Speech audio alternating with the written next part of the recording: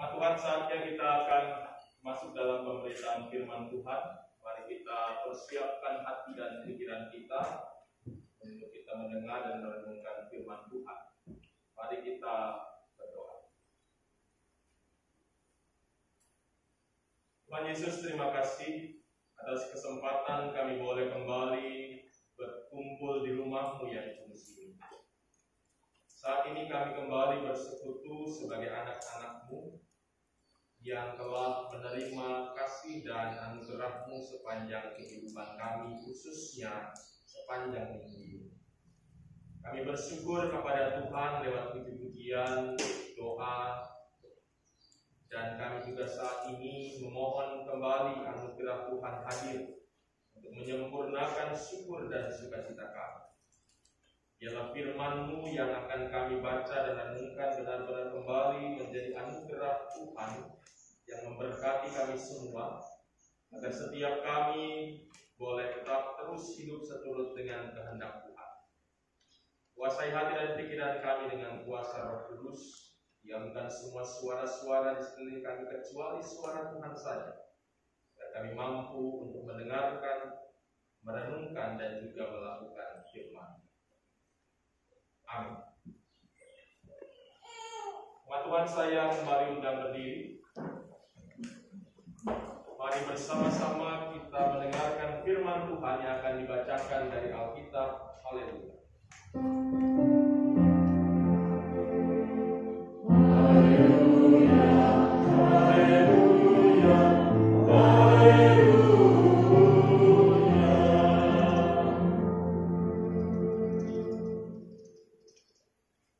Bacaan firman Tuhan pada pagi hari ini terambil dari Kisah Para Rasul 5 ayat 26 sampai ayatnya yang ke-33.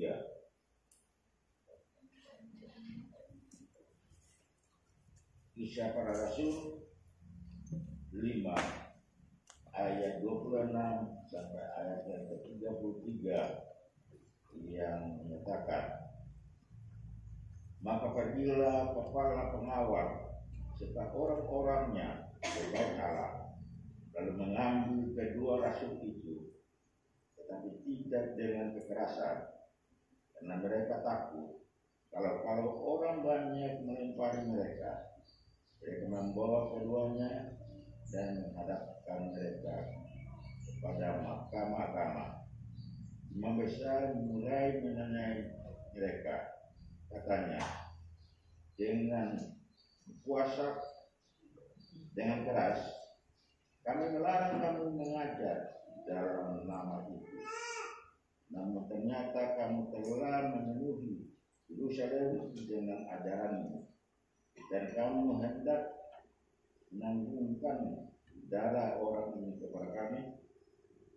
Tapi Petrus dan rasul-rasul itu menjawab, katanya, kita harus lebih taat kepada Allah daripada pada manusia. Allah nenek moyang kita telah membangkitkan Yesus yang kamu gantungkan pada kayu salib dan kamu bunuh. Dia yang telah ditinggikan oleh Allah sendiri, dengan tangan kanannya menjadi pemimpin dan juru selamat, supaya Israel dapat bertobat dan menerima pengampunan dosa. Dan kami adalah saksi dari segala sesuatu itu. Kami dan Roh Kudus yang dikaruniakan Allah kepada semua orang yang menyertai Dia. Mendengar perkataan itu sangat bertusuk hati mereka, dan mereka bermaksud membunuh rasul-rasul itu. Demikianlah pembacaan firman Tuhan. Dakwa firman Tuhan dengan segala kekayaan yang menetap di antara kamu, dan ucaplah syukur kepada Allah.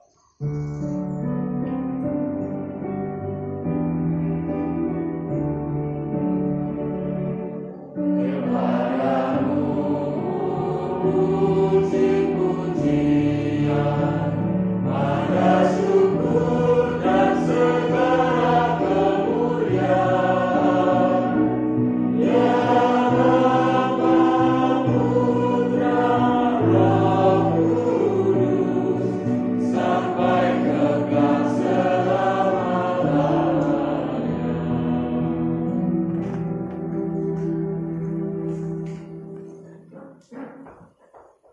Ibu bapak saudara, anak-anak yang terkasih dalam Tuhan Yesus Kristus, saya percaya bahwa kita semua pernah mendengar sebuah nama yang saya rasa ini sangat cukup terkenal dan mungkin sangat terkenal sedunia.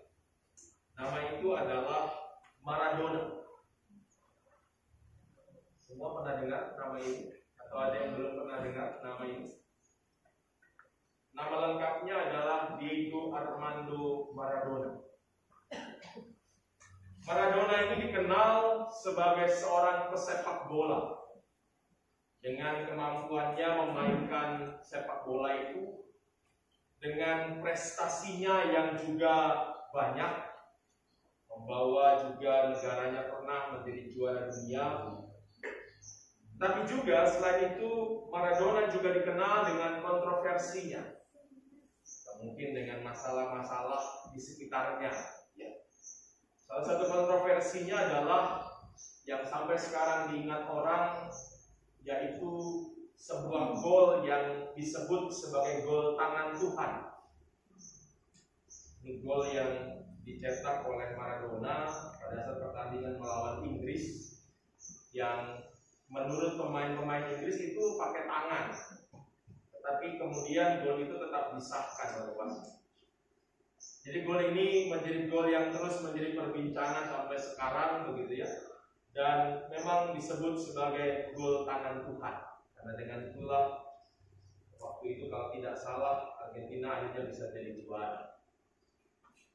Nah, Bapak Ibu Saudara, berkaitan dengan nama Maradona ini, ada hal yang menarik yang terjadi di sekitaran kehidupan Maradona, khususnya juga dalam kaitannya dengan para penggemar-penggemarnya. Salah satu hal yang paling menarik adalah pada tahun 1998 ada 3 orang penggemar Maradona di sebuah kota namanya Rosario di Argentina. Itu mendeklarasikan begitu ya, atau mengumumkan berdirinya sebuah agama baru, yaitu agama Maradona. Jadi mereka ini juga menjadikan keyakinan mereka terhadap Maradona seperti halnya sebuah keyakinan terhadap sebuah agama. Memang sebelumnya Maradona pernah juga dibuatkan patung begitu ya. Kalau nggak salah di kota Napoli, di mana tempat Maradona pernah menghabiskan karirnya. Tapi juga ternyata bukan hanya patung begitu. Para penggemar yang saya sebutkan tadi, 3 orang tadi, mendirikan juga gereja yang diperuntukkan sebagai sebuah sarana untuk menyembah Maradona. Jadi Maradona itu bukan cuma sekedar jadi seorang pemain sepak bola, tetapi juga dianggap sebagai Tuhan bagi mereka. Bahkan mereka punya hari-hari besar juga seperti agama Kristen. Jadi mereka dikatakan ulang tahunnya Maradona itu tanggal 30 Oktober dianggap mereka seperti halnya orang Kristen merayakan Natal. Kemudian terjadinya gol tangan Tuhan tadi yang saya ceritakan, yaitu tanggal 22 Juni dianggap sebagai hari raya Paskah buat mereka. Dan ternyata Bapak Ibu, pengikutnya juga tidak main-main. Pengikutnya tercatat itu ada sekitar 120 sampai 200 ribu orang dari kurang lebih 130 negara. Saya bayangkan sudah kayak memang di Indonesia sendiri dengan banyaknya denominasi begitu. Ini sudah kayak satu sinode sendiri begitu. Jadi luar biasa banyaknya. Artinya luar biasa juga orang yang juga meyakini hal yang sama dengan 3 orang penggemar yang pertama kali mengumumkan agama itu. Artinya orang-orang ini, ratusan ribu orang ini juga percaya bahwa ya mereka juga menganggap Maradona juga seperti halnya Tuhan buat mereka, dan mereka menyembah Maradona, menjadikan agama Maradona. Mungkin buat kita sebagian besar orang hal ini aneh gitu ya. Atau mungkin bisa dikatakan sebagian orang mengatakan hal ini sesat. Tapi Bapak Ibu Saudara, memang sebenarnya kalau kita mau mengkaji lebih dalam, kalau kita kemudian mempelajari lebih dalam antara agama dan sepak bola itu sebenarnya juga punya banyak kesamaan, Bapak Ibu.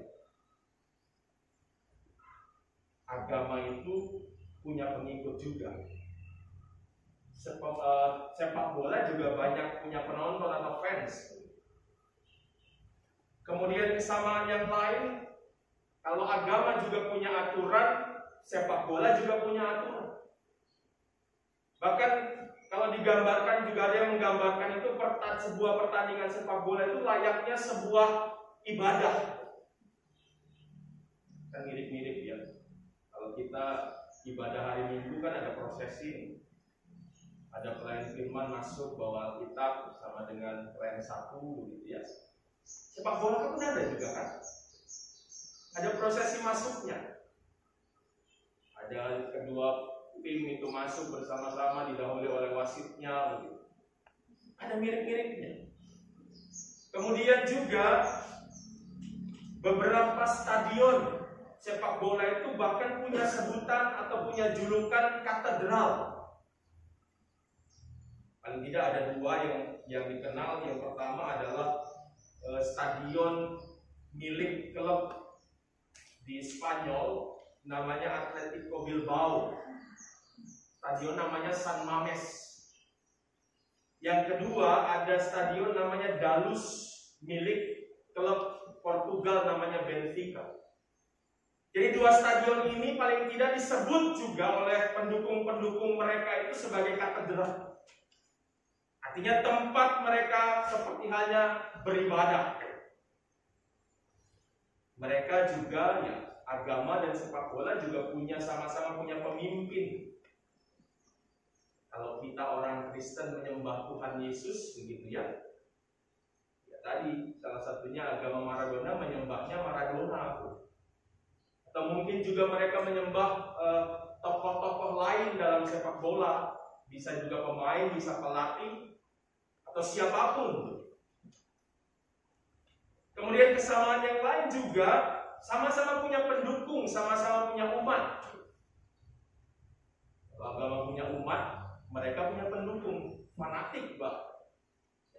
Agama juga punya pendukung fanatik kan. Kita lihat bagaimana kalau orang-orang yang fanatik dengan sepak bola, fanatik dengan sebuah klub begitu. Mereka akan mengorbankan segala sesuatu. Bisa jauh-jauh ya. Kalau kita ke Surabaya ada fansnya Persebaya yang namanya bonek mania. Ini kan dikenal seluruh Indonesia kan dengan sebuah fanatisme yang luar biasa. Mereka akan terus mendukung. Meskipun juga kadang-kadang juga seringkali memprotes kalau kalah begitu. Tapi bayangkan mereka juga adalah orang-orang yang selalu akan mendampingi klub itu bermain dimanapun. Itu ada orang-orang yang sampai seperti itu fanatik. Belum lagi kita lihat kalau di negara-negara lain juga punya hooligans di Inggris begitu ya, ultras dan lain-lain. Bahkan kalau misalnya Bapak Ibu setiap 4 tahun sekali itu ada gelaran besar yaitu Piala Dunia, atau juga mungkin di benua Eropa ada Piala Eropa, kita bisa melihat kalau Piala Dunia itu kan terselenggara di mana-mana begitu. Ada pernah di Afrika, pernah di Asia, pernah di Amerika, pernah di Eropa. Tapi bayangkan kemudian orang-orang yang mendukung negara klub sepak bolanya itu datang. Bayangkan berapa banyak pengeluaran mereka. Kalau kita hitung-hitung, misalnya orang Indonesia mau bela Indonesia harus ke Eropa, itu tiketnya sudah berapa? Tiket pesawat, tiket buat nontonnya, akomodasinya dia menginap, ini mungkin sudah bisa ratusan juta. Tapi kalau orang-orang yang fanatis, mereka akan memberikan itu. Mereka akan rela untuk mengorbankan itu. Karena memang mereka punya fanatisme, punya keinginan untuk mendukung. di agama, mungkin juga di gereja khususnya, kita juga punya orang-orang seperti itu. Meskipun kita juga tahu tidak banyak juga ya. Bahkan mungkin kalau dibandingkan lebih banyak orang yang lebih fanatik dengan sepak bola daripada dengan agama, dengan gereja. Makanya kalau kita bandingkan misalnya, orang bisa sampai kemana-mana untuk nonton sepak bola begitu, tapi kalau orang ke gereja jauh sedikit saja sudah ngeluh kan, sudah protes. Lebih baik cari yang dekat. Jadi kadang-kadang kalau kita berpikir, kalau bicara tentang fanatisme, kalau kita bicara tentang pengorbanan, kayaknya lebih banyak penggemar sepak bola pengorbanannya daripada orang-orang yang menyebut dirinya beragama. Hari ini kita mau belajar Bapak Ibu, diingatkan kembali bahwa memang kalau kita bersama-sama ini mengaku sebagai orang-orang yang beragama, kita mengaku sebagai pengikut-pengikut Kristus, kita juga harus siap untuk mengorbankan diri kita. Mungkin korban waktu, mungkin korban tenaga, mungkin korban juga dana. Kalau kita mau jujur ya, pengorbanan itu gak ada bandingnya dengan apa yang Tuhan sudah berikan buat kita. Tetapi sebagai orang-orang yang mengaku percaya kepada Kristus, kita diingatkan ada pengorbanan yang harus kita berikan kepada Kristus. Sebagai contoh, itu digambarkan di dalam perikop bacaan kita hari ini. Bapak Ibu Saudara, bicara tentang perikop ini memang nggak bisa lepas dari sebuah peristiwa besar setelah Yesus naik ke sorga. Peristiwa itu adalah Pentakosta, turunnya Roh Kudus. Jadi karena Roh Kudus, kemudian para murid-murid, para rasul-rasul Tuhan yang tadinya merasa takut, yang tadinya bersembunyi karena Yesus sudah tidak ada lagi, punya keberanian lagi. Lihat bagaimana rasul-rasul yang dikuasai Roh Kudus itu kemudian memberitakan firman Tuhan kemana-mana. Khususnya dua orang yang disebutkan secara khusus di sini dalam bacaan kita di ayat 26 itu ada kedua rasul begitu ya. Itu dihubungkan juga dengan pasal yang keempat, menyebut dua nama yaitu Petrus dan juga Yohanes. Jadi bagaimana mereka pada saat itu benar-benar memberitakan firman Tuhan, menyatakan tugas mereka, dan mereka juga mengorbankan diri mereka. Kalau saya katakan mengorbankan diri, kita lihat sama-sama apa yang terjadi kepada mereka. Di pasal-pasal sebelumnya, khususnya pasal yang keempat, dikatakan 4 dan 5 ini, dikatakan bahwa karena mereka memberitakan firman Tuhan, kemudian banyak orang yang kemudian jadi percaya sama Tuhan Yesus. Jumlah itu bertambah setiap hari.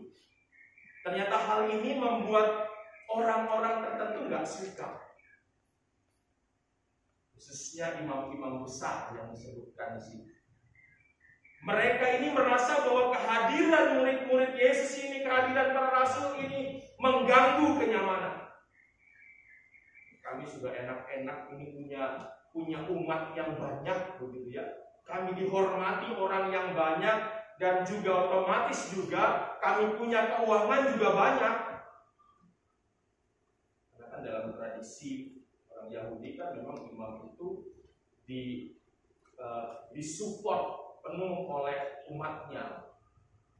Jadi semakin banyak umatnya, ya semakin banyak juga kesejahteraan yang dia dapatkan. Jadi kehadiran murid-murid atau rasul-rasul ini membuat mereka terganggu. Umat yang selama ini mereka pimpin kemudian harus pindah.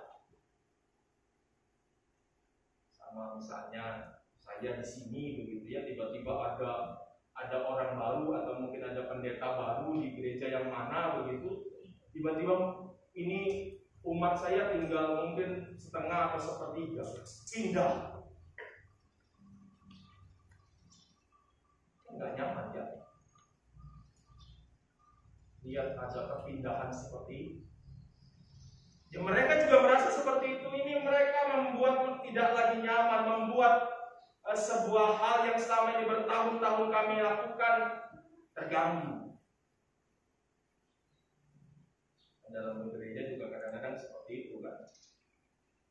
Ada pendeta baru datang, ada kebijakan yang baru yang juga diambil, kan mulai juga orang-orang yang sudah biasa begini, biasa begitu nggak nyaman.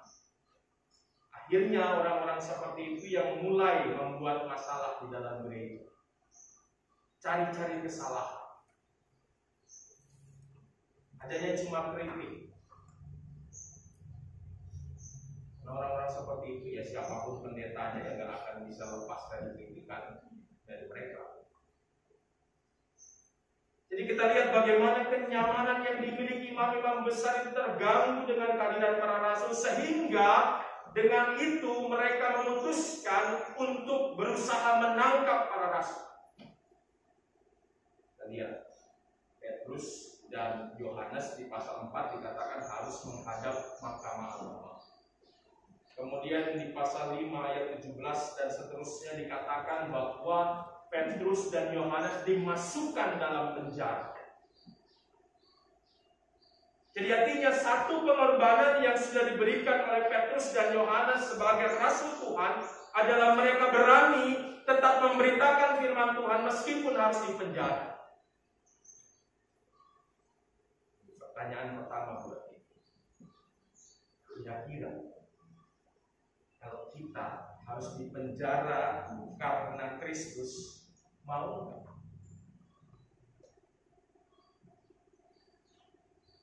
Bapak Ibu Saudara yang hadir di sini, kalau kita harus dipenjara karena Kristus, mau apa enggak? Nggak ada yang jawab. Ragu-ragu lah ya. Penjara kan nggak enak. Siapa yang mau dipenjara? Nggak enak. Kalau kata Gus kan makannya nasi jagung gitu ya. Nggak tahu kalau Pak Rudi yang lebih tahu. Sekarang sih nggak makan jagung lagi lah, makan lele paling enggak. Ya, sudah disupport lebih baik lah daripada zaman dulu, meskipun ya tetap saja lebih enak di rumah begitu kan. Gak ada orang yang mau dipenjara. Tapi kalau kemudian kita harus dipenjara untuk Kristus, apa yang harus kita lakukan? Saya juga Bapak Ibu kalau mau jujur ya harus berpikir-pikir juga. Mudah-mudahan kita nggak sampai seperti itu. Kita bisa memberitakan firman Tuhan tanpa harus kemudian mengalami hal itu.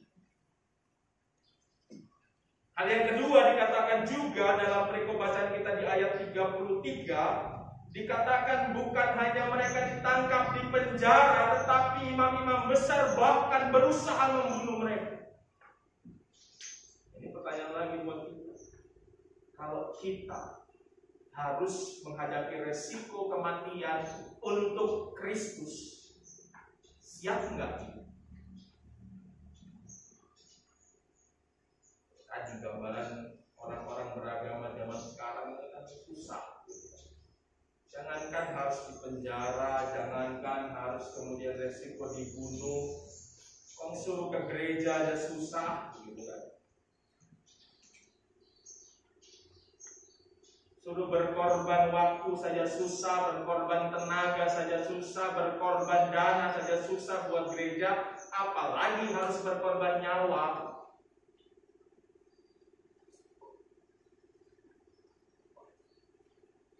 Kita bersyukur Bapak Ibu di hari ini kita nggak harus menghadapi situasi itu. Tapi bukan berarti bahwa kalau kita nggak harus menghadapi situasi itu, kita kemudian tidak melakukan tugas kita. Kita tahu dalam kehidupan kita ini ya masih ada kasus-kasus terjadi, gereja nggak boleh berdiri, orang nggak boleh beribadah. Kan? Baru kemarin 2 hari lalu saya dapat berita dari teman-teman lintas iman. Ada sebuah gereja di Jombang yang nggak boleh beribadah. Sebelumnya di Nganjuk juga seperti itu. Ini kan sebuah tantangan buat kita yang harus kita hadapi. Kita pun juga di Air Hidup Kamal pernah menghadapi ini kan. Saya nggak tahu di zaman itu. Saya bayangkan harusnya di zaman itu kita semua ini jemaat Air Hidup Kamal itu kan bersatu kan, menghadapi tantangan itu. Karena biasanya kalau tantangannya dari luar itu kita jadi bersatu. Sebaliknya kalau tantangan atau masalah dari dalam gereja, ini yang bikin susah, bikin kita terpecah-pecah, bikin kita kemudian gak bisa bersatu. Tanyanya buat kita jemaat Air Hidup Kamal ini, apakah kita harus tunggu lagi masalah seperti itu terjadi bisa bersatu? Apakah tunggu ada orang-orang yang kemudian melarang kita beribadah lagi, kita harus bersatu lagi? Seharusnya kan nggak perlu kan? Kita ini sudah enak, sudah nyaman, diberikan berkat Tuhan, kita bisa beribadah dengan baik. Kitanya yang kemudian nggak bisa bersatu. Susah sekali bersatu. Hanya hidup dalam kasih, dalam damai yang ada, kebencian, iri hati muncul di sekitar kita. Jadi kita diingatkan lagi, hari ini Tuhan ingatkan bahwa kita ini punya tugas yang besar. Tugas yang besar yang kemudian gak akan bisa kita lakukan kalau kita di dalam kita sendiri, kita gak bisa bersatu.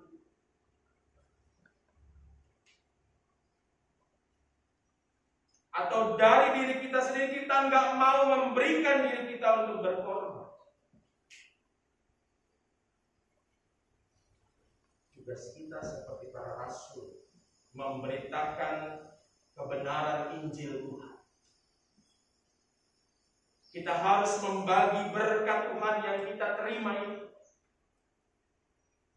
Bukan kemudian harus mengkhotbahi orang, bukan kemudian harus mengkristenkan orang. Tidak. Tugas kita bukan itu. Tugas kita itu beritakan sama orang-orang di sekitar kita ini, saya sudah dapat berkat. Tuhan itu memberkati hidup saya. Tuhan itu mengasihi saya. Saya mau berbagi itu kepada semua orang di sekitar saya. Berbagi senyuman saja kan sudah bagus. Ya. Jangan kemudian setiap hari keluar rumah nggak pernah senyum, tetangga malah dipromosi gitu kan. Gimana kemudian kita jadi berkat kalau begitu? Kita belajar dari para rasul. Bagaimana mereka memberikan diri mereka untuk melayani Tuhan, mengorbankan diri mereka. Karena sebuah keyakinan iman. Sebuah keyakinan iman yang dikatakan oleh mereka dalam ayat 29. Kita harus lebih taat kepada Allah daripada kepada manusia. Ini keyakinan iman. Jadi ingat, saya sering kali ngomong sama Bapak Ibu, prinsip yang saya pegang dalam pelayanan, menyenangkan Tuhan bukan menyenangkan manusia. Saya rasa prinsip itu sama dengan prinsip para rasul ini. Harus lebih taat sama Tuhan daripada manusia. Artinya harus lebih dengar Tuhan daripada mendengarkan manusia. Dengar manusia ini macam-macam maunya. Dan di sini saja ini masih jemaat yang ya mungkin kalau jumlahnya kita nggak banyak kan. Jumlah kakak kita cuma 30-an begitu. Tapi banyak sekali kalau gereja ini maunya kan semua banyak. Jemaat itu kan semua punya mau. Bahkan kadang-kadang satu orang maunya bisa bukan cuma satu. Bayangkan kemudian kalau saya ingat kembali pelayanan saya sebelumnya di Bogor yang 1.500 kakak, 5.000 orang, mungkin 5.000 jemaat. Ikuti 5.000 orang bagaimana kalau maunya beda-beda. Jadi artinya kita belajar dari para rasul. Tugas kita memberitakan firman Tuhan dengan sebuah iman, dengan sebuah keyakinan bahwa itulah yang diinginkan Tuhan. Tuhan mau kan kita memberitakan firman. Tuhan mau kita jadi berkat buat banyak orang. Dan itulah yang harus kita lakukan. Perkara orang mau ngomong apa, orang gak setuju, lakukan terus. Jangan menyerah. Berkorban juga di situ kan, korban perasaan. Kadang-kadang orang gak mau ambil itu. Saya sering bilang orang lebih senang mempertahankan sebuah hubungan yang mungkin bisa dikatakan hubungan palsu begitu ya, daripada harus kemudian benar-benar melakukan firman Tuhan. Dan keyakinan iman ini Bapak Ibu ada dan juga dimiliki oleh para rasul dengan sebuah dasar, bukan karena kekuatan mereka. Tadi saya katakan peristiwa ini tidak lepas dari peristiwa Pentakosta. Peristiwa dicurahkannya Roh Kudus kepada rasul-rasul. Artinya bahwa kalau mereka bisa melakukan ini karena mereka benar-benar dikuasai Roh Kudus. Roh Kudus hadir dalam hidup mereka, menguasai kehidupan mereka, menguatkan mereka. Salah satu tanda ciri-ciri kita dikuasai Roh Kudus adalah saat kita mau melayani Tuhan, saat kita mau berkorban buat Tuhan, saat kita mau jadi berkat buat orang lain, hanya buat kita. Kira-kira sudahkah kita dikuasai Roh Kudus itu? Jangan-jangan kita yang menguasai Roh Kudus supaya ikut maunya kita. Itu mari kita ingat kembali, kita renungkan kembali bahwa hari ini Tuhan mau ingatkan kita. Mari kita bersama-sama menjalankan tugas kita. Mari kita siap mengorbankan diri kita. Jangan kalah dari pendukung-pendukung sepak bola yang mau memberikan segala-galanya buat fanatisme mereka terhadap sepak bola. Kalau kita sekarang mengaku kita benar-benar juga fanatik dengan Tuhan Yesus, kita harus juga siap mengorbankan ini. Jangan selalu minta Tuhan yang berkorban. Tuhan sudah berkorban buat kita. Saatnya kita mengorbankan diri kita buat Tuhan. Saatnya kita bersaksi demi kemuliaan nama Tuhan. Saatnya kita memberikan waktu, pikiran, tenaga kita, bahkan harta benda yang kita miliki untuk kemuliaan Tuhan. Karena kita percaya Tuhan juga tidak pernah tinggal diam. Itu yang juga dirasakan oleh para rasul. Dalam ayat sebelumnya, dalam perikop sebelumnya dikatakan malaikat Tuhan membuka pintu penjara dan membawa mereka keluar di ayat 19. Ini bukti penyertaan Tuhan. Artinya kalau kita memberi diri buat Tuhan, Tuhan juga nggak akan pernah meninggalkan. Tuhan selalu ada buat kita. Tuhan selalu akan mencukupkan kita. Tuhan akan selalu memampukan kita untuk melakukan semua tugas kita. Mari kita percayakan hidup kita pada Tuhan. Mari kita beri diri kita pada Tuhan lewat gereja Tuhan kami. Bapak Ibu, saya harus mengatakan ini. Kita lihat sama-sama ada hal yang baru yang kita saksikan di gereja kita. Belum sempurna, karena ini memang masih dikerjas. Dan ini membutuhkan Bapak Ibu sekalian. Renovasi gereja sedang kita lakukan bersama-sama. semua untuk rumah Tuhan. Dan sebenarnya juga akhirnya semua demi kenyamanan kita masing-masing yang beribadah di sini.